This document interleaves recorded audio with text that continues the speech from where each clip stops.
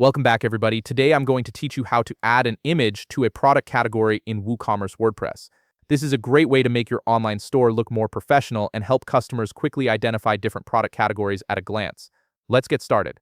First, open your browser and navigate to WordPress.com. Once you're there, go ahead and sign into your account if you haven't already.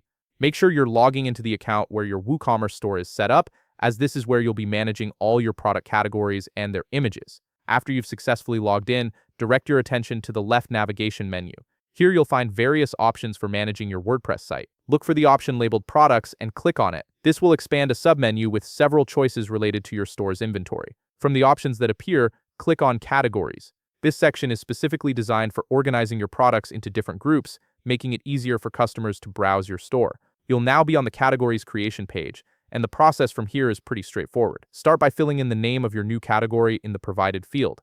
This could be anything like electronics, clothing, or home decor, depending on what you're selling. Next, add a slug for the category. The slug is essentially the URL-friendly version of your category name, and it helps with search engine optimization. After that, you'll want to set the parent category if this new category falls under a broader group. For example, if you're creating a category called smartphones, you might set electronics as the parent category. Below that, there's a description field where you can add more details about what products this category includes.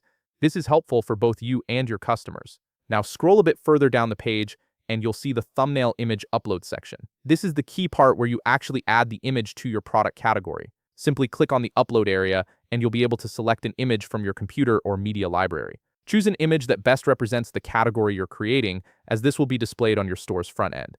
Once the image is added and you're happy with all the details you've entered, simply click on Add New Category. This action will create the category with the image attached to it, and it will now be visible in your WooCommerce store with its custom thumbnail.